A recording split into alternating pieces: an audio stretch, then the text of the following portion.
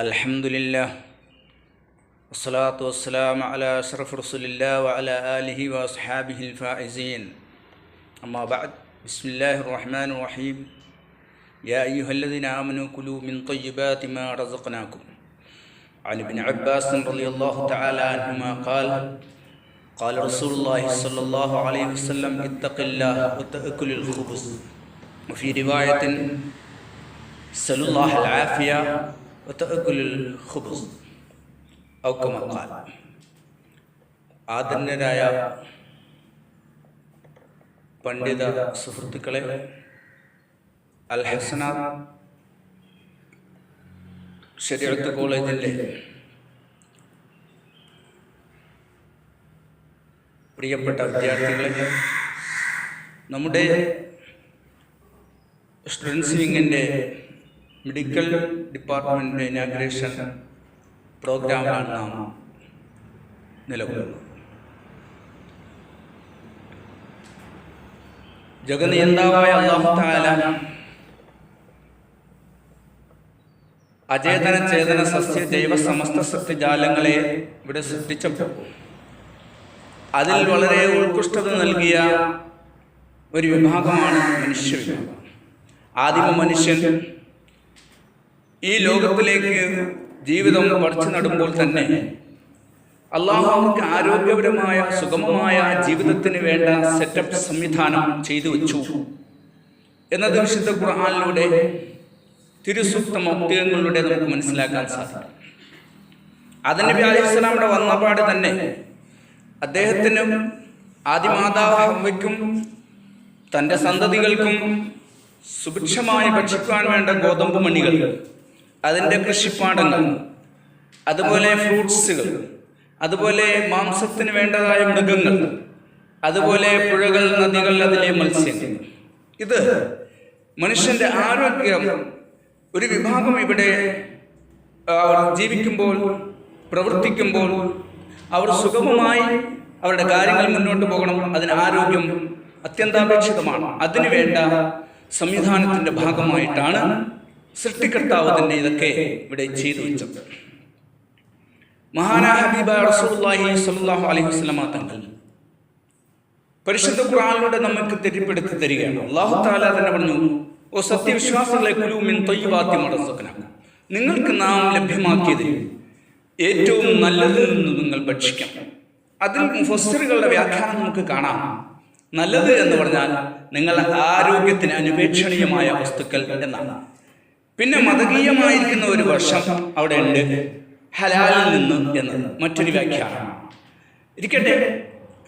ആരോഗ്യത്തിന് അനുപേക്ഷണമായ ഭക്ഷണം നിങ്ങൾ കണ്ടെത്തി ഭക്ഷ്യവസ്തു ആക്കണം എന്ന് പറഞ്ഞ ഖുർആൻ വലാ തുൽഖൂ ബിയൈദികും ഇല തഹ്ലുക എന്നതിൻ്റെ ഓപ്പോസിറ്റ് ദിശയിൽ പറഞ്ഞു, നിങ്ങൾ നിങ്ങളുടെ ശരീരത്തിനെ നാശത്തിലേക്ക് ഒരിക്കലും എടുത്തെറിയരുത് എന്ന്. ആരോഗ്യ സംരക്ഷണം ഇസ്ലാമിൻ്റെ പരിശുദ്ധ ഖുർആന്റെ വിശുദ്ധ ഹദീസിൻ്റെ ഫോർമുലയാണ് യഥാർത്ഥത്തിൽ ഫിഖ്ഹ് എന്ന് പറയുന്നത്. കർമ്മശാസ്ത്രപരമായ ആ സംവിധാനത്തിലൂടെ വേണം ഇവിടെ മുസൽമാൻ ജീവിക്കേണ്ടത്. ഈ ഫിഖ്ഹ് തൊടാത്ത യാതൊരു മേഖലയും ഇല്ല. ഫിഖ്ഹിലെ നിയമവിധികൾ നാം പരിശോധിച്ച് നോക്കുമ്പോൾ ഇന്നത് നിർബന്ധം, ഇന്നത് അനുപേക്ഷണീയം അല്ല, ഇന്നത് സുന്നത്താണ്, ഇന്നത് കറാഹത്താണ്, ഇങ്ങനെ വകതിരിച്ചതിൽ പ്രധാനമായും ഒന്നാമതായി പരിഗണിച്ചത് ആരോഗ്യത്തിനെയാണ്. ആരോഗ്യകരമായി ഏത് കാര്യം ദോഷകരമായി ബാധിക്കുമോ അത് പാടില്ല എന്ന് ഇസ്ലാം പറഞ്ഞു. ആരോഗ്യകരമായി അനുപേക്ഷണീയമായതെന്തോ അത് ചെയ്യണം എന്ന് പറഞ്ഞു. മൂത്രിക്കാൻ പോകുന്ന ഒരു മനുഷ്യന് 11ഓളം മര്യാദകൾ പഠിപ്പിച്ച പരിശുദ്ധ ഇസ്ലാം മൂത്രിക്കാൻ പോയിരിക്കുമ്പോൾ പ്രധാനമായി ഒന്ന് പറഞ്ഞു.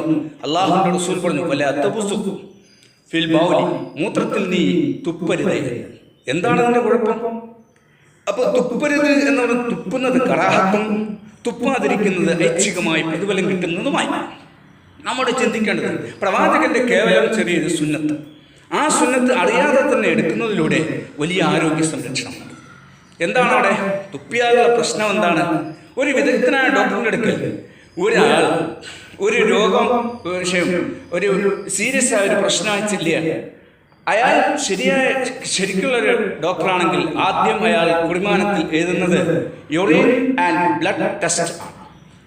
മൂത്രം ടെസ്റ്റ് ചെയ്യണം, ബ്ലഡും ടെസ്റ്റ് ചെയ്യണം. ഇത് രണ്ടിനെയും മൂത്രത്തിൽ തുപ്പുന്നത് ബാധിക്കുന്നു എന്നതാണ് വളരെയധികം കൂലങ്കഷമായി മനസ്സിലാക്കേണ്ട ഒരു കാര്യമാണ്. മൂത്രം ടെസ്റ്റ് ചെയ്യണം, യൂറിൻ പാസ് അനുസരിച്ച്, യൂറിൻ്റെ സർക്കുലേഷൻ അനുസരിച്ച്, ബ്ലഡിൻ്റെ സർക്കുലേഷൻ അനുസരിച്ചാണ് മനുഷ്യൻ്റെ പ്രവർത്തനത്തിൻ്റെ ത്വരിതഗമനം എന്നത് ഇവിടെ ബേസിക്കാണ്. അപ്പോൾ യൂറിൻ കൃത്യമായി പോകുന്നു. യൂറിൻ ട്യൂബ് കേടില്ലാതെ പ്രവർത്തനക്ഷമമാണ്. അതുപോലെ രക്തധമനികൾ ശരിക്കും പാസിംഗ് നടത്തുന്നുണ്ട് എങ്കിൽ അവന് പ്രശ്നമില്ല, കാര്യമായ പ്രശ്നമില്ല. മൂത്രത്തിൽ തുപ്പുന്നതിലൂടെ നേരെ അവിടെ നിന്ന് വരുന്ന വൈറസുകൾ നേരെ വായിലേക്ക് പാസ് ചെയ്യുകയാണ്. വായിലേക്ക് പാസ് ചെയ്യുമ്പോൾ നേരെ അത് പിന്നെ തലച്ചോറിലേക്ക് എടുക്കുകയാണ്. അത് പിന്നെ രക്തധമനികളെ ബാധിക്കുകയാണ്. ഇതാണ് അതിൻ്റെ രഹസ്യം. അള്ളാഹുവിൻ്റെ ഹബീബ് മുഹമ്മദ് മുസ്തഫ സല്ലല്ലാഹു അലൈഹി വസല്ലം, മുത്തുനബി സല്ലല്ലാഹു അലൈഹി വസല്ലം തങ്ങൾ പഠിപ്പിച്ച, നമ്മെ ആചരിക്കാൻ പറഞ്ഞ മര്യാദയിൽ വളരെയധികം നിസ്സാരമായിരിക്കുന്ന ഒരു മര്യാദ. ആ മര്യാദ നാം ശ്രദ്ധിക്കുമെങ്കിൽ ഇത്ര വലിയ ആരോഗ്യപരമായ വശം അതിലുണ്ട്. അപ്പം അത് തിരസ്കരിക്കുന്നവൻ മാരക രോഗത്തിന് പോലും അഡിക്റ്റ് ആകേണ്ടി വരും, വിധേയനാകേണ്ടി വരും എന്നതാണ് അവിടെ പഠിപ്പിക്കുന്നത്. അള്ളാഹുവിൻ്റെ പുണ്യപ്രവാചകൻ സല്ലല്ലാഹു അലൈഹി വസല്ലം തങ്ങൾ ഇവിടെ ലോകത്തിന് എന്നും അനുകരണീയരായിരിക്കുന്ന ലക്ഷത്തിൽ പരം അനുചരവൃന്ദത്തിനെ പടച്ചിട്ടു. അവിടുന്ന് പ്രധാനമായും ബൈബിളിൽ കാണാം, എനിക്ക് ശേഷം എൻ്റെ സഹോദരനായ ദിവ്യദൂതൻ നിങ്ങൾക്ക് വരും, ലോകത്ത് സ്വർഗരാജ്യം സ്ഥാപിക്കാൻ എന്ന് പറയുന്നത്. സ്വർഗരാജ്യം എന്ന് പറയുന്നത് അത് നബിയുടെയും സ്വഹാബത്തിൻ്റെ ജീവിതമാണ്. ആ ബൈബിളിനെ വ്യാഖ്യാനിച്ചുകൊണ്ട് വേദഗ്രന്ഥങ്ങളുടെ അധിപന്മാരും സ്വഹാബത്തിലെ പ്രമുഖന്മാരും വ്യാഖ്യാനിച്ചിട്ടുണ്ട്. ആ പ്രവാചകൻ സല്ലല്ലാഹു അലൈഹി വസല്ലം തങ്ങളുടെ ആ കാലഘട്ടത്തിലെ ജീവിതമൊന്ന് മനസ്സിലാക്കി നോക്കൂ. അള്ളാഹുവിൻ്റെ പ്രവാചകൻ പ്രധാനമായും ഇവിടെ എല്ലാ സ്വന്തം ഖുർആൻ പറയുന്നുണ്ട്, എല്ലാ കഴിഞ്ഞുപോയതും വരുന്നതുമായ സർവ്വ കമ്മ്യൂണിറ്റിക്കും മാതൃകയാണ് പ്രവാചകന്റെ കമ്മ്യൂണിറ്റി എന്ന് പറയുന്നത്. നിങ്ങൾക്ക് വസത്തൻ എന്നാണ് പറഞ്ഞത്, മാധ്യമ സമൂഹമാണ് എന്ന് പറഞ്ഞു. ഇതിലെ എന്താണ് മാതൃക? പ്രധാനമായും പ്രവാചകൻ ചെയ്തതെന്താണ്? അറിവും ആരോഗ്യവുമുള്ള ഒരു സമൂഹത്തിന്റെ സൃഷ്ടിപ്പാണ് പ്രവാചകൻ നടത്തിയത്. അറിവും ആരോഗ്യവും. അള്ളാഹുവിന്റെ പ്രവാചകന് ആദ്യകാലത്ത് ഇസ്ലാമിന്റെ കാലഘട്ടത്തിൽ നിസ്കാരം, അതുപോലെ നമ്മൾ ചെയ്യുന്ന കർമ്മപരമായ കാര്യങ്ങളാൽ വളരെയധികം പ്രസക്തി ഉണ്ടായിരുന്ന ജിഹാദിന്റെ നിസ്കാരത്തിനേക്കാൾ ശ്രേഷ്ഠമുണ്ടായിരുന്നു ജിഹാദിൽ പങ്കെടുക്കുന്നത്. ആ ജിഹാദിൽ തന്നെ എന്നിട്ട് കാതങ്ങൾക്കകലെയുള്ള പോകേണ്ടതായിരിക്കും യുദ്ധം നയിക്കേണ്ട സന്ദർഭം വന്നപ്പോൾ പ്രതിരോധത്തിന്റെ ഭാഗമായിട്ടാണ് ഇസ്ലാം അതിനെ നിശ്ചയിച്ചിട്ടുള്ളത്, അല്ലാതെ ആക്രമണത്തിനല്ല. അപ്പോൾ പ്രവാചകൻ അനുയായികൾ പറ്റാവുന്ന കൊള്ളാവുന്ന എല്ലാവരെയും വിട്ട ഒരു സന്ദർഭമുണ്ടായി. അള്ളാഹു പരിശുദ്ധ ഖുർആനിൽ അതിനെ ആക്ഷേപിച്ചു. അള്ളാഹുവിനോട്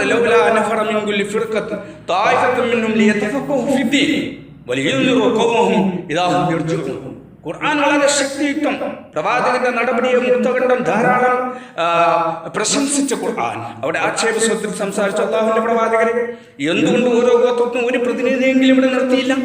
എന്തിനാണ്? ദീൻ പഠിക്കാൻ, അറിവ് നേടുവാൻ. ഈ തരത്തിൽ അറിവിന് വളരെയധികം പ്രസക്തി കൊടുത്ത് ജിഹാദിനേക്കാൾ ഒരു ഘട്ടത്തിൽ, ഒരു വിധത്തിൽ ജിഹാദിനേക്കാൾ പ്രസക്തി അറിവിനുണ്ട് എന്ന് പഠിപ്പിച്ചു. അതോടൊപ്പം ആരോഗ്യത്തിനെയും കോമ്പൈൻ ചെയ്തുകൊണ്ടാണ് പ്രവാചകർ സല്ലല്ലാഹു അലൈഹി വസല്ലം ഇവിടെ ഒരു സമൂഹത്തിനെ പടച്ചെടുത്തത്. മദീന പള്ളിയിൽ ശുദ്ധജലം ശേഖരിച്ചു വെച്ചിരുന്നു. മദീനയുടെ ചെരുവിൽ ശുദ്ധജലം ശേഖരിച്ചു വെച്ചിരുന്നു. കാരണം അറേബ്യ ജലാശയങ്ങൾ കുറഞ്ഞ സ്ഥലമാണ്, പാറകളും പർവ്വതങ്ങളും കൂടിയ സ്ഥലമാണ്. അതുകൊണ്ട് തന്നെ അവിടെ യാത്രക്കാർ വളരെയധികം ബുദ്ധിമുട്ടും. അവരുടെ ബുദ്ധിമുട്ട് മാറ്റാൻ മനുഷ്യന് ക്ഷേമമായിട്ട് അള്ളാഹുവിന്റെ പ്രവാചകന്റെ പള്ളിയിൽ ജലം ശരിക്കും സംഭരിച്ചു വെച്ചിരുന്നു. അതുപോലെ തന്നെ ഇരുഭാഷങ്ങളിലും മദീനയിലെ പള്ളിയിലെ ഇരുഭാഷങ്ങളിലും ഈന്തപ്പനക്കൊലകൾ തൂക്കിയിട്ടുണ്ട്. ഇത് യാത്രക്കാർക്കും പാവപ്പെട്ടവർക്ക് അത് സദഖയാവും, യാത്രക്കാർക്ക് ആശ്വാസമാവും. ഈ തരത്തിൽ അള്ളാഹുവിന്റെ പ്രവാചകൻ ലോകത്ത് കിട്ടാവുന്ന ഏറ്റവും നല്ല ആരോഗ്യത്തിന് ഏറ്റവും നല്ല ഭക്ഷ്യവസ്തുവാണ് ഡേറ്റ്സ്, ഈത്തപ്പഴം എന്ന് പറയുന്നത്. അതായത് ദഹന പ്രക്രിയകളെ, അതുപോലെ ബ്ലഡ് പ്യൂരിറ്റബിൾ ആക്കാൻ, ശുദ്ധീകരിക്കുവാനൊക്കെ ഗ്രാപ്സ്, അതുപോലെ പല്ല്, എല്ല് പോലുള്ളവർക്ക് ശക്തി കൊടുക്കുവാൻ ആപ്പിൾ, അതുപോലെ മറ്റ് ധാരാളം ഗുണങ്ങൾ ഓരോന്നും ഞാൻ വിശദീകരിക്കില്ല. ധാരാളം വൈറ്റൽ ഫോഴ്സ് അടങ്ങിയതായിരിക്കുന്ന ഈ വസ്തുക്കളെ ഡേറ്റ്സ്, ഗ്രാപ്സ്, ആപ്പിൾ, ഓറഞ്ച്, അതുപോലെ പിന്നെ റുമ്മാൻ, മാതളം റുമ്മാൻ, അതുപോലെ സഫർജൻ, ഇവയെ പ്രത്യേകം പ്രവാചകൻ പ്രതിപാദിച്ചു. ഫ്രൂട്ട്സ് ആരോഗ്യത്തിന് പ്രധാനമായ ഒരു ഘടകമാണ്. അള്ളാഹുവിന്റെ പ്രവാചകന്റെ നാട്ടിലെ മുഖ്യ ഭക്ഷണ വസ്തുവായിരുന്നു മാംസം. നാം ശ്രദ്ധിക്കണം, നാം എന്നും മാംസം തിന്നുകയാണ്. മുത്ത് നബി സ്വല്ലല്ലാഹു അലൈഹി വസല്ലമ മുഖ്യഭക്ഷണമായ അറബികളുടെ മുഖ്യഭക്ഷണത്തിൽപ്പെട്ടതാണ് മാംസം എന്നിരിക്കെ റസൂലുള്ളാഹി സ്വല്ലല്ലാഹു അലൈഹി വസല്ലം ഒരു ദിവസം കഴിച്ചാൽ 2 ദിവസം കഴിക്കാറില്ല. മാംസം 2 ദിവസം കഴിക്കാറില്ല. അവിടെയാണ് നാം ചിന്തിക്കേണ്ടത്. അങ്ങനെ ചെയ്യുന്നവർ എത്ര കാലം ജീവിച്ചിരിക്കും, അവരുടെ ആരോഗ്യം എത്രയാണ്, എന്നും മാംസം കഴിക്കുന്ന അവസ്ഥ എന്താണെന്ന് നാം ചിന്തിക്കണം. പ്രകൃതിയിൽ ജീവിക്കുന്നവർക്ക് ഹലറാവാത്ത് വേണം, പച്ചക്കറി വേണം, വെജിറ്റബിൾസ് അനിവാര്യമാണ്, അതുപോലെ ഫ്രൂട്ട്സും ആവശ്യമാണ്. ഫ്രൂട്ട്സും ജ്യൂസും ഒക്കെ വേണം. ജ്യൂസിന് അടിസ്ഥാനമുണ്ട്. ജ്യൂസ് കഴിക്കുന്നത് തെറ്റാണെന്നൊക്കെ ചിലർ പറയുന്നത് അത് വളരെ മുഖ്യമാണ്. പരിശുദ്ധ ഖുർആനിൽ യൂസുഫ് സൂറയിൽ അല്ലാഹു തആല യൂസുഫ് നബി അലൈഹി ഇസ്ലാമിന്റെ സാന്ദ്രമേ നാം ഉണർത്തുകയാണ്. ചില തെറ്റായ ആശയങ്ങളിലേക്ക് നാം പോവുകയാണ്. അത് പാടില്ല. ജ്യൂസ് ഗതകാലത്തെ ഉള്ള ഒരു വിഷയമാണ്. ഖുർആൻ തന്നെ വ്യക്തമാക്കിയിട്ടുണ്ട്. മനുഷ്യോൽപത്തി മുതൽക്ക് മനുഷ്യൻ ഉപയോഗിച്ചു വന്നതും അവരുടെ ആരോഗ്യത്തിന് അനിവാര്യമായ ഒരു ഘടകമാണ് ജ്യൂസുകൾ. അപ്പൊ അസീർ എന്ന ഫിഖ്ഹിൽ ധാരാളം മസലകൾ വന്നത് അതിന്റെ പശ്ചാത്തലത്തിലാണ്. ഖുർആൻ ബേസിക് തുടങ്ങിയാലേ അത് ഹദീസിലും ഫിഖ്ഹിലും വരികയുള്ളൂ. യൂസുഫ് അലൈഹി ഇസ്ലാമിന്റെ ജയിൽവാസികളായ 2 പേരുടെ സ്വപ്നം, ആ സ്വപ്നത്തിൽ ഒരാൾ കൊട്ടാരത്തിലെ തന്റെ രാജാവിന് അദ്ദേഹം ജ്യൂസ് പിഴിയുന്ന ആളായിരുന്നു, വീഞ്ഞ് പിഴിയുന്ന ആളായിരുന്നു ഖുർആൻ പറയുന്നുണ്ട്. അന്ന് മുതൽക്കേ ഉള്ളതാണ്. അപ്പൊ ജ്യൂസ് കുടിക്കണം, അതുപോലെ ഫ്രൂട്ട്സ് പെരുത്ത് വേണം. ഇതൊക്കെ പ്രവാചകൻ തന്നെ പഠിപ്പിച്ചതാ, എന്തൊക്കെ കഴിക്കണം എന്തൊക്കെ കഴിക്കണ്ട എന്ന്. ഭക്ഷ്യവസ്തുക്കളിൽ ഏറ്റവും നല്ലത് അജ്വ. അജ്വയുടെ വശങ്ങൾ ഞാൻ പറയില്ല. 7 അജ്വയും 1 ഗ്ലാസ് പാലുമാണ് പുണ്യ റസൂലുള്ളാഹിയുടെ കാര്യമായ ഭക്ഷണം ഒരു ദിവസം.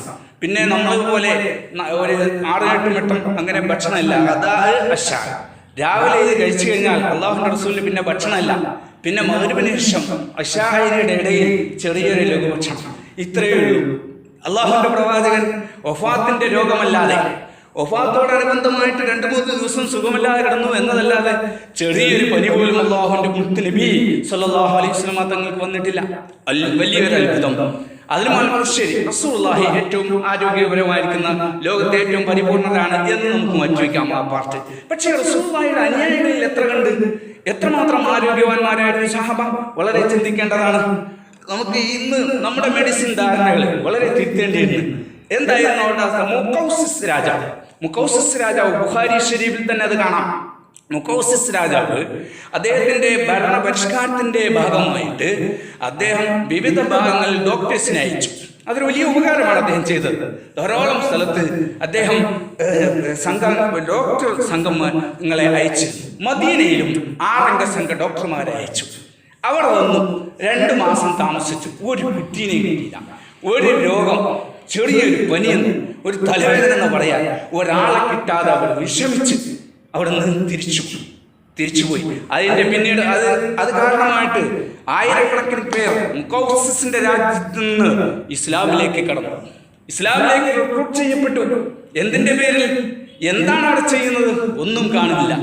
കാര്യമായ വെക്ചേഴ്സ് മുറ പോലെ ജോർജ് ഫെർണാണ്ടസ് പറഞ്ഞ പോലെ ഈ ഇസ്ലാം വി ആർ മുസ്ലിംസ്. ഈ ക്യാപ്റ്റൻസി, ഒരാൾ നല്ലൊരു ക്യാപ്റ്റൻ, അയാൾ എന്ത് പറയുന്നു അതുപോലെ മറ്റുള്ളവരും ചെയ്യുന്നു. വല്ലാത്തൊരു അത്ഭുതം. ഈ ഒരു ചിട്ട ലോകത്ത് ഒരു സൈനിക പരേഡിലും കണ്ടില്ലല്ലോ. എങ്കിൽ ഇത് ഏറ്റവും നല്ലതാണ് മനുഷ്യന് ആരോഗ്യപരമായി ജീവിക്കാൻ, ആത്മീയമായി നേടാൻ എന്ന്. ജോർജ് ഫെർണാണ്ടസ് എന്ന് പറഞ്ഞാൽ ഇസ്ലാമിനെ നിശിതമായി വിമർശിക്കുന്ന ഓറിയന്റലിസ്റ്റ് അധിപനായ ജോർജ് ഫെർണാണ്ടസ് പറഞ്ഞ് അയാൾ ഇസ്ലാമിന്റെ പ്രവേശനത്തിന് കാരണം നിസ്കാരം കണ്ടിട്ടാണ്. ഇതവിടെ നടക്കുന്നു ചിട്ടയോടെ. അതോടൊപ്പം മിതമായൊരു ഭക്ഷണം നടക്കുന്നു. ഇതൊക്കെയാണ് ആകെ അവർക്ക് കാണാൻ കഴിയുന്നത്. അതവിടെ പറഞ്ഞിട്ടാണ് ആ ഡോക്ടറെ സ്വന്തം വിട്ടു. ഇവിടെ അവർ പഠിച്ച എല്ലാ കോഴ്സുകളും മാറ്റിവെച്ചിട്ട് പുണ്യ റസൂലുള്ളാഹി സ്വല്ലല്ലാഹു അലൈഹി വസല്ലം തങ്ങളുടെ സവിധത്തിൽ വന്നുകൊണ്ട് അവർ ഇസ്ലാമിലേക്ക് അവർ എന്ത് ചെയ്തു, കൺവെർട്ടറായ. അതൊരു വലിയ ചരിത്രമാണ്. ഏതാണ്ട് ഞാൻ പറഞ്ഞു വന്നത് എന്ത് ഭക്ഷിക്കണം, എന്ത് ഭക്ഷിക്കണ്ട, എങ്ങനെയാകണമെന്നൊക്കെ അള്ളാഹുവിന്റെ ദീൻ നമുക്ക് പഠിപ്പിച്ചു തന്നു. രോഗം ഉണ്ടായിട്ട് ചികിത്സിക്കുന്നതിനുമപ്പുറം അള്ളാഹുവിന്റെ പ്രവാചകൻ നമ്മുടെ മുമ്പിൽ വെച്ച് തന്നത് രോഗപ്രതിരോധ ശേഷിയെ വർദ്ധിപ്പിക്കുകയാണ്. ആദ്യം എന്ത് ചെയ്യണം? പ്രതിരോധം ഉണ്ടാക്കുന്ന ധാരാളം വെള്ളം കുടിക്കാൻ പ്രവാചകൻ പറഞ്ഞു, നാലുള്ള ഭക്ഷണം കഴിക്കാൻ പറഞ്ഞു. ഇപ്പോഴേ അത് കിട്ടുള്ളൂ. സ്വർഗത്തിൽ നമ്മളൊക്കെ ഇൻഷാ അല്ലാഹ് സ്വർഗത്തിൽ പോകേണ്ടവരാണ്, അല്ലേ? നമ്മളൊക്കെ സ്വർഗം ഇൻഷാ അല്ലാഹ് അള്ളാഹു നമ്മയൊക്കെ സ്വർഗത്തിന്റെ അഹലുകാരാകട്ടെ, ആമീൻ എന്ന് പ്രാർത്ഥിക്കുക. സ്വർഗത്തിൽ പോകേണ്ടവരാ. സ്വർഗത്തിൽ പോയാൽ എന്താ? സ്വർഗത്തിൽ ഹദ്റാവാത്തില്ല. ശരിക്കും മനസ്സിലാക്കണം, പച്ചക്കറികൾ സ്വർഗത്തിൽ ഇല്ല. സ്വർഗത്തിലെ ഭക്ഷ്യവസ്തുക്കളിൽ പച്ചക്കറി പറഞ്ഞിട്ടില്ല. വളരെ ശ്രദ്ധിക്കേണ്ടതാണ്. അവിടെ മാംസവും മത്സ്യവുമാണ് ഭക്ഷണം. സ്വർഗത്തിൽ ആദ്യം കടന്ന് ഹബീബായ റസൂലുള്ളാഹിയുടെ ഹൗദുൽ കൗസർ കുടിച്ചു കഴിഞ്ഞാൽ ഒരു പ്രത്യേക ടൈം ഉണ്ട്. ആ കാലയളവ് കഴിഞ്ഞാൽ എല്ലാവരും സ്വർഗപ്രവേശനം ദുരിതമായി, എല്ലാവരും ഫുള്ള് നിറഞ്ഞു കഴിഞ്ഞാൽ ആദ്യമായ ഒരു സൽക്കാരമാണ്. സ്വർഗത്തിൽ ആദ്യത്തെ സൽക്കാരത്തിൽ കൊടുക്കുന്നത് ലഹ്മൻ ത്വരിയ, ബഹറിൽ നിന്ന് കൊണ്ടുവന്ന സ്വർഗീയ നദികളിൽ നിന്ന് പിടിച്ചെടുത്ത മത്സ്യം, ഫ്രഷായതായ ഫ്രഷ് മത്സ്യത്തിന്റെ കരൽ ഫ്രൈ, ലിവർ ഫ്രൈ ആണ് ആദ്യമായിട്ട് ഉമ്മത്ത് മുഹമ്മദ് സല്ലല്ലാഹു അലൈഹി വസല്ലം തങ്ങൾക്ക്, നബിയുടെ സമുദായത്തിന് ആദ്യമായിട്ട് സൽക്കാരത്തിന് ഭക്ഷണം തരുന്നതെന്ന് ഖുർആൻ പറയുന്നുണ്ട്. അല്ലാഹു ഖുർആന്റെ അടിസ്ഥാനത്തിൽ പ്രവാചകൻ സല്ലല്ലാഹു അലൈഹി വസല്ലം പറയുന്നുണ്ട്, അവിടെ മാംസവും മത്സ്യവും ഉണ്ടാവുക, പച്ചക്കറി ഉണ്ടാവില്ല. അപ്പൊ പച്ചക്കറി ഇവിടെ പ്രകൃതിദത്തമായ നിലയ്ക്ക് മനുഷ്യൻ ഇവിടെ ജീവിക്കുമ്പോൾ ഇവിടുത്തെ ജീവിതത്തിന് ആവശ്യമാണ്. അതുകൊണ്ട് ഇവിടെ പച്ചക്കറി യഥേഷ്ടം കഴിക്കാൻ പറഞ്ഞു. അതുപോലെ ഫ്രൂട്ട്സ് കഴിക്കാൻ പറഞ്ഞു. അവിടെ ഫ്രൂട്ട്സ് കിട്ടും, പക്ഷേ ഹളറാവാത്തില്ല. നാം മനസ്സിലാക്കേണ്ട കാര്യം. അപ്പൊ അതുകൊണ്ട് നമുക്ക് അനുഗുണമായിരിക്കുന്ന അനുപേക്ഷണീയമായ വസ്തുവകകൾ തിന്നണം. പിന്നെ അതിന്റെ മതകീയമായ വിഷയമല്ല, അത് മെഡിസിൻ ആയതുകൊണ്ട് ഹലാലായത്. മറ്റിപ്പോൾ ഉദാഹരണം, ഒരു സ്കൂളിൽ പോകുമ്പോൾ ആപ്പിൾ ഭക്ഷിക്കുന്നതിന്റെ, പേരയ്ക്ക ഭക്ഷിക്കുന്ന വൈറ്റൽ ഫ്രൂട്ട്സുകളെ പറ്റി ധാരാളം നമുക്ക് പറയാൻ സയൻസ് പറഞ്ഞു തരും. പക്ഷെ അത് അന്യന്റെ വീട്ടിൽ നിന്ന് അതിന്റെ പുറത്ത് തൂങ്ങിയിരിക്കുമ്പോൾ അത് അനുവാദമില്ലാതെ എടുക്കാൻ പാടില്ല എന്ന് പറയുന്നത് ദീനാണ്, അത് മതമാണ്, അത് കർമ്മശാസ്ത്രമാണ്, അത് ഹദീസാണ്, അത് ഖുർആനാണ്. അത് ആ പാഠശാലയിൽ കിട്ടുന്നതല്ല. അപ്പൊ അത് സംബന്ധമായ ചർച്ചയിൽ നമ്മളിവിടെ മെഡിസിൻ ഒള്ളി ആയതുകൊണ്ട് അതിന്റെ മറ്റു വിഷയങ്ങൾ പറയുന്നില്ല. എങ്കിലും ഏറ്റവും നല്ല ആരോഗ്യകരമായി ജീവിക്കാൻ സാധിക്കുന്നത് മുസ്ലിം ഉമ്മത്തിനാണ്. കാരണം അതിന് മാത്രമുള്ള സെറ്റപ്പ് പുണ്യ റസൂലുള്ളാഹി സ്വല്ലല്ലാഹു അലൈഹി വസല്ലം തങ്ങൾ ഇവിടെ ഉണ്ടാക്കി വെച്ചിട്ടുണ്ട്. മിതമായ ഭക്ഷണം, മിതമായ ഉറക്കം, കുളി, ബ്രഷ്, ഇത്രയും ആരോഗ്യത്തിന് പ്രധാനപ്പെട്ട ഘടകങ്ങളാണ്. കൂടുതൽ ഉറങ്ങുന്നത് ആരോഗ്യത്തെ ക്ഷയിപ്പിക്കും. അതേസമയം മിതമായ ഉറക്കം ആവശ്യമാണ്. എന്നാൽ ലോകത്തെ ഏറ്റവും വലിയ വിദഗ്ധന്മാരായിട്ടുള്ളവരൊക്കെ ഉറക്കം കുറച്ചവരാണ്. അത് മറ്റൊരു വിഷയം. ആരോഗ്യത്തിന് എപ്പോഴും നല്ലത് എന്താണ്? മിതമായ ഉറക്കം, മിതമായ ഭക്ഷണം, അതുപോലെ ദിവസേനയുള്ള കുളി, ബ്രഷ് ചെയ്യുന്നതിനെ കുറിച്ച് 140 പരം ഹദീസുകളുണ്ട്. 140 പരം ഹദീസുകളുണ്ട്. നിസ്സാര വിഷയമല്ല അത്. ലോകത്ത് നമുക്ക് കാണാമല്ലോ, ഹോസ്പിറ്റൽ ശൃംഖലയിലെ 1/3 ഭാഗവും ഡെന്റൽ കോളേജുകളാണ്, ഡെന്റൽ സ്പെഷ്യലിസ്റ്റ്. അത്രമാത്രം ഇതാണ്. അത് ഒരു പ്രധാനപ്പെട്ട ഘടകമാണ് ആരോഗ്യത്തിന്. അപ്പോൾ ആരോഗ്യ സംരക്ഷണത്തിന് ഞാൻ അത് സംബന്ധമായ ഒരു പഠനം നടത്തുമ്പോൾ ബ്രഷ് ചെയ്യുന്നതിനെ പ്രോത്സാഹിപ്പിച്ചുകൊണ്ട് 140 പരം ഹദീസ് ഉണ്ടെങ്കിൽ ബ്രഷ് ചെയ്യുന്നതിന്റെ മാത്രം ഗുണം, അതിന്റെ ഗുണം മാത്രം പറയുന്ന 25 ഹദീസുകൾ എനിക്കറിയാം. സമയപരിമിതി കൊണ്ട് ഞാൻ പറയുന്നില്ല. അള്ളാഹുവിന്റെ പ്രവാചകൻ ലോകത്തിന് പഠിപ്പിച്ച 25 ഗുണങ്ങൾ ഇത്രമാത്രമുണ്ട്. അപ്പൊ ഇത് ആരോഗ്യത്തിന് വലിയ സംരക്ഷണം. ആത്മീയമായ ധാരാളം വിഷയമുണ്ട്. മരണാസന്നനായിരിക്കുന്ന ഒരു മനുഷ്യൻ നന്നായി ബ്രഷ് ചെയ്യുന്ന ഒരാളാണെങ്കിൽ അയാളുടെ മരണവേദന കുറഞ്ഞിരിക്കുകയും അയാൾ വിശ്വസിച്ച പരിശുദ്ധമായ കലിമത്ത് തൗഹീദിൽ അധിഷ്ഠിതമായി കലിമ ചൊല്ലാൻ സാധ്യമാവുകയും ചെയ്യുന്നവരെ ഹബീബായ റസൂലുള്ളാഹി സ്വല്ലല്ലാഹു അലൈഹി വസല്ലം പഠിപ്പിച്ചു. ഏതാകട്ടെ, നമ്മിന്ന് രോഗാതുരമായ ആബാലവൃദ്ധം ജനങ്ങളും മെഡിക്കൽ ഷോപ്പുകളാണ്. എന്തുകൊണ്ട്?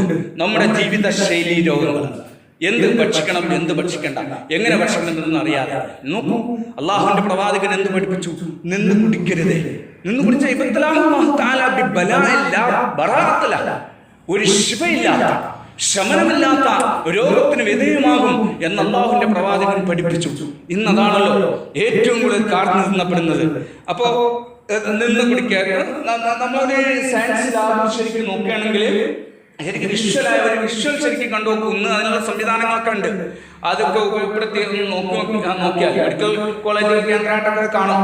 നമുക്ക് കാണാം, നിന്ന് കുടിച്ചാൽ വെള്ളം എങ്ങനെയാണ് പാസ് ചെയ്യുന്നത്, ഇരുന്ന് കുടിച്ചാൽ എങ്ങനെയാണ് വെള്ളം പാസ് ചെയ്യുന്നത്. അവിടെ പ്രവാചകൻ സല്ലല്ലാഹു അലൈഹി വസല്ലം ഇവിടെ ലാബ് വെച്ചല്ല പഠിപ്പിച്ചത്, സയൻസ് സംവിധാനങ്ങൾ ഉപയോഗിച്ചല്ല, സാങ്കേതിക വൈദഗ്ധ്യം കൊണ്ടല്ല. പക്ഷേ അള്ളാഹുവിന്റെ പ്രവാചകൻ അതെല്ലാം ഉൾക്കൊള്ളിച്ചിരുന്നു. അപ്പൊ ഞാൻ പറഞ്ഞു വന്നത്, എന്ത് ഭക്ഷിക്കണം, എങ്ങനെ ഭക്ഷിക്കണം, എങ്ങനെ ഉറങ്ങണം, എങ്ങനെ കുളിക്കണം, എങ്ങനെ ബ്രഷ് ചെയ്യണം, ഇതെല്ലാം റസൂലുള്ളാഹി സ്വല്ലല്ലാഹു അലൈഹി വസല്ലം നമ്മെ ശരിക്കും പഠിപ്പിച്ചു. ഏതാകട്ടെ വൈരുദ്ധ്യമായിരിക്കുന്ന ധാരാളം ഇന്ന് കണ്ടില്ലേ, സയൻസ് എല്ലാത്തിനും പര്യാപ്തമാണ് എന്ന് പറയുമ്പോഴും അവർ പറഞ്ഞ എല്ലാ കാര്യവും എന്ത് ചെയ്യുന്നുള്ളൂ, നിമിഷാർത്ഥങ്ങളിൽ ചേഞ്ച് ചെയ്തുകൊണ്ടേ ഇരിക്കുകയാണ്. പ്രവാചകന്റെ അധ്യാപനങ്ങൾക്ക് ചേഞ്ചിങ് ഇല്ല, പ്രവാചകന്റെ അധ്യാപനങ്ങൾക്ക് ചേഞ്ച് ഇല്ല. പനി വന്നവന് നെറ്റിയിൽ തണുത്ത വെള്ളത്തിൽ തുണിമുക്കി അള്ളാഹുവിന്റെ പ്രവാചകൻ ചികിത്സിച്ചു, അള്ളാഹുവിന്റെ പ്രവാചകൻ ചികിത്സിച്ചു. ഇന്ന് നൂറ്റാണ്ടുകൾ, 18-ാം നൂറ്റാണ്ട് മുതൽ 20 നൂറ്റാണ്ട്, 2 നൂറ്റാണ്ടിടയിൽ ഉണ്ടായിരുന്നത് പനിക്കുന്നവനെ ചൂടുവെള്ളം ഉപയോഗിക്കാൻ പാടുള്ളൂ എന്നാണ്. അത് ഇപ്പോഴാണ് തിരുത്തിയത്. ഈ 2 നൂറ്റാണ്ട് കാലം നടന്ന ചർച്ചകൾ, ചർവണങ്ങൾ, ഗവേഷണങ്ങൾ എല്ലാം തള്ളപ്പെട്ടു. നിഷ്കരണം, ദയാദാക്ഷിണ്യമില്ലാതെ തള്ളപ്പെട്ടു. അള്ളാഹുവിന്റെ പ്രവാചകനിലേക്ക് തിരിഞ്ഞു വരികയാണ്. അപ്പോ ഞാൻ പ്രധാനമായി നാം മനസ്സിലാക്കേണ്ട പരിശുദ്ധ ഖുർആൻ തന്നെ നമ്മെ നല്ലത് കണ്ടെത്തുവാൻ, നല്ലത് ഭക്ഷിക്കുവാൻ, അതിൽ നമുക്ക് മുസ്ലിങ്ങളാകുമ്പോൾ മതകീയമായ മറ്റൊരു വശവും കൂടി ബാധകമാകുന്നു എന്ന് മാത്രം. അതും കൂടി മനസ്സിലാക്കി ഹലാലിൽ നിന്ന് നല്ലത് പ്യുവർ അത് കുറച്ചായാലും മതി. മൃഷ്ടാന്ന ഭോജനം യഥേഷ്ടം കഴിക്കുന്നതോടുകൂടെ രോഗിയാവുകയാണ്, ക്ഷീണിതനാവുകയാണ്, അവൻ മറ്റുള്ളവർക്ക് ഭാരമാവുകയാണ്, സ്വന്തമായും കുടുംബത്തിനും സമൂഹത്തിനും ഒക്കെ ഭാരമാവുകയാണ്. അങ്ങനെ ഹോസ്പിറ്റൽ ശൃംഖലകൾ ഇങ്ങനെ സൃഷ്ടിക്കപ്പെടാതെ ആരോഗ്യവാന്മാരായി കഴിയുവാൻ വേണ്ടിയാണ് ഹബീബായ റസൂലുള്ളാഹി സ്വല്ലല്ലാഹു അലൈഹി വസല്ലം നമ്മെ പഠിപ്പിക്കുന്നത്. പിന്നെ ആത്മീയമായ ചില കാര്യങ്ങൾ ഇമാം ഷാഫി റളിയല്ലാഹു അൻഹു, ലോകം കണ്ട ഏറ്റവും ഒന്നാമത്തെ അലോപ്പതി ഡോക്ടർ ഷാഫി ഇമാമ, നമ്മൾ പഠിക്കണം, വിദ്യാർത്ഥികൾ ശരിക്കും മനസ്സിലാക്കിയിരിക്കണം. ലോകം കണ്ട ഒന്നാമത്തെ അലോപ്പതി ഡോക്ടർ ഇമാം ഷാഫി റളിയല്ലാഹു അൻഹു ആണ്. അത് മനസ്സിലായി. ആ ഷാഫി ഇമാം റളിയല്ലാഹു തആല പറഞ്ഞു, ഫീ ബൈന നഹരി വസുദരി സബ്അത്ത് അംദാദിൻ കുല്ലുൻ തുസ്ലിഹുന ഇലൽ ഹലാക്. എന്നെ മരണത്തിലേക്ക് നയിക്കുന്ന 7 രോഗത്തിന് ഞാൻ അഡിക്റ്റാണ്. 7 രോഗങ്ങളുണ്ട് എൻ്റെ ശരീരത്തിൽ. എവിടെ? അത് കേവലം വയറിന്റെ മുകളിൽ, തൊണ്ടക്കുഴിയുടെ താഴെയായിട്ട്. ഇതിനിടയ്ക്ക് 7 രോഗങ്ങൾ ഷാഫി അത് കൃത്യമായി മനസ്സിലാക്കി വെച്ചു. നോക്കൂ, ലോകത്ത് ഇത്രയും വിദഗ്ധനായ ഡോക്ടറാണ് അദ്ദേഹം. അവിടുത്തെ കണ്ടുപിടുത്തമെല്ലാം ഞാൻ പറയുന്നില്ല, വളരെ ഒരു എക്സാമ്പിൾ മാത്രം ഇമാം ഷാഫിനെ മനസ്സിലാക്കാം. പക്ഷേ അവയെല്ലാം ഞാൻ വീറ്റോ ചെയ്യുന്നുണ്ട്. എൻ്റെ പ്രവാചകൻ പഠിപ്പിച്ചതായിരിക്കുന്ന മെഡിസിൻ കൊണ്ട് ഞാൻ അവയെല്ലാം ചെയ്യുന്നത്. അതാണ് മനസ്സിലാക്കേണ്ടത്. അള്ളാഹുവിന്റെ പ്രവാചകന്റെ അധ്യാപനങ്ങൾ കൊണ്ട് വളരെ ശാക്തികമായിരിക്കുന്ന, മനുഷ്യനെ ഇഞ്ചിഞ്ചായി കൊല്ലുന്ന രോഗങ്ങളിൽ നിന്ന് ഇമാം ഷാഫി മുക്തി നേടുന്നുവെന്ന് ഷാഫി ഇമാം റളിയല്ലാഹു അൻഹു എന്ന ലോകത്തിന്റെ ഏറ്റവും വലിയ അലോപ്പതി പിന്നെ ഡിപ്പാർട്ട്മെന്റിന് ലോകത്ത് തിസിസ് ആദ്യമായിട്ട് ഉണ്ടായിക്കൊടുത്ത ഇമാം ഷാഫി റളിയല്ലാഹു അൻഹു ആണ്. പിന്നെയാണ് മറ്റുള്ളവർ വന്നത്. പിന്നെ പൗരാണികമായി നിലനിന്ന ഇതാണ് ലുഖ്മാൻ ഹക്കീം റളിയല്ലാഹു തആല അൻഹു തങ്ങൾ മുതൽക്കുള്ള, അതാണ് ഇന്ന് യുനാനി എന്നറിയപ്പെടുന്നത്. യഥാർത്ഥത്തിൽ യുനാനിയും പ്രൊഫറ്റോപ്പതിയും തമ്മിൽ അന്തരമുണ്ട്. പ്രൊഫറ്റോപ്പതി തിബ്ബിൻ നബി പുണ്യ റസൂലുള്ളാഹി പഠിപ്പിച്ച 41 ഹദീസിലാണ് അത് അധിഷ്ഠിതമായിട്ടുള്ളത് ആകെ. പക്ഷേ ലോകത്തെ ഏറ്റവും വലിയ ചികിത്സാ സംവിധാനമാണ്, പദ്ധതിയാണ് യഥാർത്ഥത്തിൽ പ്രൊഫറ്റോപ്പതി. യുനാനി അവിസന്നായും മറ്റുമൊക്കെ ഇബ്നു സീനയാണ് അത് ജൂതന്മാരുടെ കൈകടത്തൽ കൊണ്ട് അവിസന്ന എന്ന് പേരാക്കി, അവരുടെ ആൾക്കാർ എന്ന് വരുത്താൻ വേണ്ടിയാണ്. ഇബ്നു സീന പോലുള്ള മഹാത്മാക്കൾ, അതെടുത്ത് ഇബ്നുൽ നഫീസ് എന്ന മഹാത്മാവ് വലിയ ലോകത്ത്, ഞാൻ തിരുവനന്തപുരം സ്വദേശിയാണ്, നിങ്ങൾക്കറിയാലോ. തിരുവനന്തപുരത്തെ ഈ അടുത്ത കാലത്ത് വരെ ഉണ്ടായിരുന്ന സുബ്രഹ്മണ്യം സാർ, അദ്ദേഹം മുസ്ലിമാണ്. അദ്ദേഹത്തിന്റെ പേര് മുഹമ്മദ് ഇബ്നുൽ നഫീസ് എന്നാണ്. എന്താ കാരണം? അദ്ദേഹം ക്യാൻസർ RCCയിലെ മേധാവിയായിരുന്നു. അദ്ദേഹത്തിന്റെ 10 വർഷത്തെ പഠനം, ആ 10 വർഷം അദ്ദേഹത്തിന്റെ ഒരു ക്ലാസ് എനിക്ക് കിട്ടിയിട്ടുണ്ട്. 10 വർഷത്തെ പഠനത്തിന്റെ ഫലമായിട്ട് അദ്ദേഹം പഠിച്ചു ലോകത്തിന് എപ്പോഴും മനുഷ്യനെ രക്ഷിക്കാൻ കഴിയുന്ന ഒരു സംവിധാനവും ചികിത്സയാണ് അയാളുടെ ഡിപ്പാർട്ട്മെന്റ്. ഡോക്ടറാണല്ലോ, വലിയ ഡോക്ടറാണ്, വിദഗ്ധനുണ്ട്. ചികിത്സാ സംവിധാനം അത് പ്രവാചകൻ പഠിപ്പിച്ചാണ്. മുഹമ്മദ് ഇബ്നുൽ നഫീസ് ആണ് ഇത് സംബന്ധമായ ധാരാളം ഗ്രന്ഥങ്ങൾ രചിച്ചത്. അതുകൊണ്ട് അയാൾ പേര് സ്വീകരിച്ച് മുഹമ്മദ് ഇബ്നുൽ നഫീസ് എന്നാണ്, സുബ്രഹ്മണ്യൻ സാർ. അപ്പോൾ വലിയ അത്ഭുതമാണിത്. ഡോക്ടർ ചന്ദ്രശേഖർ വലിയൊരു അത്ഭുതമാണ്. മഹാനായ സയ്യിദ് മുഹമ്മദ് അലി ശിഹാബ് തങ്ങൾ അമേരിക്കയിൽ ബൈപ്പാസ് ഓപ്പറേഷൻ വിധേയമാകുമ്പോൾ ഹോസ്പിറ്റലിൽ തന്നെ ഓപ്പറേഷൻ ചെയ്യാൻ ആരാണ് വരിക എന്ന് ചോദിച്ചപ്പോൾ അവിടെ നിന്ന് പറഞ്ഞു ഡിപ്പാർട്ട്മെന്റ് ഹെഡാണ് എന്ന് പറഞ്ഞു. ആരാണ് ഡിപ്പാർട്ട്മെന്റ് ഹെഡ്? അപ്പൊ തങ്ങൾ തിയേറ്ററിൽ കയറുമ്പോൾ പരിചയമുള്ള മുഖമാണ് കയറിയപ്പോൾ. നല്ലൊരു വിങ്ങുണ്ട്, 20ഓളം ഡോക്ടേഴ്സ് ഉള്ളതായിരിക്കുന്ന ഒരു വിങ്, അതിന്റെ ഹെഡ് ചന്ദ്രശേഖർ. അപ്പോ തങ്ങൾ കിടന്നിട്ട് ചോദിച്ചു, സർ ചന്ദ്രശേഖർ? ഓ യെസ് തങ്ങളെ, ഞാനാണ് ചന്ദ്രശേഖർ. ഓക്കെ. അയാളെ ഓപ്പറേഷൻ തുടങ്ങുമ്പോൾ തങ്ങൾക്ക് ഓർമ്മയുണ്ട്. തങ്ങൾ പറയാ തങ്ങളവിടെ തുടങ്ങി ബിസ്മില്ലാഹിർ റഹ്മാനിർ റഹീം, ബിസ്മില്ലാഹി വൽഹംദുലില്ലാഹ്, അല്ലാഹുമ്മ സ്വല്ലി അലാ സയ്യിദിനാ മുഹമ്മദിൻ അജല്ലി ശൈഖി തിബ്ബി വഅലാ ആലിഹി വസഹ്ബിഹി വസല്ലം. തിബ്ബിന്റെ ഒരു സ്വലാത്താണ്. ആ സ്വലാത്ത് ചൊല്ലിക്കൊണ്ടാണ് ഇയാൾ തുടങ്ങിയത്. കേരളത്തിൽ തിബ്ബിന്റെ പ്രൊഫറ്റോപ്പതിക്ക് ഇവിടെ ധാരാളം അതിന്റെ റഫറൻസ് കൈമാറിയ ചന്ദ്രശേഖർ ഡോക്ടർ സാറാണ്. ചന്ദ്രശേഖർ സാറാണ്. അദ്ദേഹം ശരിക്കും അള്ളാഹുവിന്റെ പ്രവാചകനെ പഠിച്ചു. അപ്പൊ അയാൾ ശരിക്കും ഉള്ളുകൊണ്ട് മുഅ്മിനാണ്. അബൂ താലിബിന്റെ മാതിരി ഉള്ളുകൊണ്ട് മുഅ്മിനാണ്, മുസ്ലിം ആണ് ആയില്ലെങ്കിലും. ഇങ്ങനെയൊക്കെയുള്ള അപ്പൊ മറ്റുള്ളവർ ധാരാളം പഠിക്കുകയാണ്. ഇസ്ലാമിന്റെ ആരോഗ്യ സംവിധാനം അത് പറഞ്ഞാൽ തീരില്ല. അബ്ദുള്ള അടിയാർ എന്ന ഒരു 30 വർഷം മുമ്പ് ഞാൻ പഠിക്കുന്ന കാലത്താണ് തമിഴ്നാട്ടിലെ ഏറ്റവും വലിയ സാഹിത്യകാരൻ എന്ന് പറഞ്ഞാൽ നമ്മുടെ രാജ്യത്ത് സുകുമാർ അഴീക്കോടോ SK പൊറ്റക്കാടോ അതിനെ പോലുള്ള കിടപിടിക്കുന്ന ഒരു സാഹിത്യകാരനാണ് അബ്ദുള്ള അടിയാർ. അബ്ദുള്ള അടിയാർ ഇസ്ലാമായിട്ട് പറഞ്ഞു. ഒരു ഡെന്റൽ സെമിനാറിൽ സംബന്ധിച്ചുകൊണ്ട് അദ്ദേഹം പറഞ്ഞത്, ഏത് വിഷയം തന്നാലും ഞാൻ ഒരു ഭാഗത്തെത്തിക്കാൻ സാധിക്കും. ഒരു 2 മണിക്കൂറുകളിൽ ഞാൻ പ്രഭാഷണത്തെ അവസാനിപ്പിക്കും. പക്ഷേ ഈ വിഷയത്തിൽ എനിക്ക് സാധ്യമല്ല. ഇതെന്താണ്? അതാണ് അത്ഭുതം. ഞാൻ ഇസ്ലാമിൽ വരാൻ കാരണം അതാണ്. പ്രവാചകൻ പഠിപ്പിച്ച ഈ ഇതൊന്ന് ബ്രഷ് ചെയ്യുന്നതിനെ പറ്റി അതിന്റെ ഗുണഗണങ്ങൾ തന്നെ പറഞ്ഞാൽ അവസാനിക്കുന്നില്ല. ഇസ്ലാമിലെ ഏതൊരു ചെറിയ പാട്ടെടുത്താലും അവസാനമില്ലാത്തതാണ് എന്ന് ബോധ്യപ്പെട്ടതുകൊണ്ടാണ് ഞാൻ ഇസ്ലാമിലേക്ക് കണക്റ്റായത് എന്ന് അബ്ദുള്ള അടിയാർ പറയുകയുണ്ടായി. അപ്പൊ അത്ര വലിയ അത്ഭുത തലങ്ങളിലാണ് നമ്മുടെ പരിശുദ്ധ ദീനിന്റെ ആരോഗ്യ സംരക്ഷണ വകുപ്പ് ഭാഗം എന്ന് മനസ്സിലാക്കണം. ധാരാളം സമയപരിമിതി കൊണ്ട് ഞാനത് ഒരു ഇനാഗ്രേഷൻ, ഒരു ഉദ്ഘാടനം മാത്രമാണ് നിർവഹിക്കുന്നത്. ഇൻഷാ അല്ലാഹ് എന്ത് ചെയ്യണം, നന്നായി ഇത് സംബന്ധമായി നാം കുറച്ച് മുന്നോട്ട് പോകണം. നല്ല ലബ്ധപ്രതിഷ്ഠിതമായിരിക്കുന്ന വിവരങ്ങൾ നേടിക്കൊണ്ട് നമ്മുടെ സ്ഥാപനത്തിലെ നമ്മുടെ വിദ്യാർത്ഥികൾ നാളെയുടെ ഭാവിക്ക് എല്ലാ വിഷയങ്ങളും മനസ്സിലാക്കി നമ്മുടെ സമൂഹത്തിനെ നല്ലൊരു ആരോഗ്യപരമായ അവസ്ഥയിലേക്ക് നയിക്കുവാൻ നമുക്ക് സാധിക്കട്ടെ. അതിന് പ്രചോദനമാകുന്ന തരത്തിലുള്ള വിജ്ഞായ അതുപോലെ ഗവേഷണ വിഷയങ്ങളുമായി നമുക്ക് മുന്നോട്ട് പോകാൻ സാധിക്കട്ടെ. വാഖിറു ദഅവാന അനിൽ ഹംദുലില്ലാഹി റബ്ബിൽ ആലമീൻ. ബിസ്മില്ലാഹിർ റഹ്മാനിർ റഹീം. ഇന്നാ ഫതഹ്നാ ലക ഫതഹൻ മുബീന. പരിശുദ്ധ ഖുർആന്റെ ഈ അഭിരാമത്തിൽ നിങ്ങൾക്ക് ഈ വേദി തുറന്നു തന്നതായിട്ട് ഈ ഡിപ്പാർട്ട്മെന്റിന്റെ ഇനാഗ്രേഷൻ നിർവഹിച്ചതായി ഞാൻ അറിയിക്കുന്നു. അസ്സലാമു അലൈക്കും വറഹ്മത്തുള്ളാഹി വബറകാതുഹു.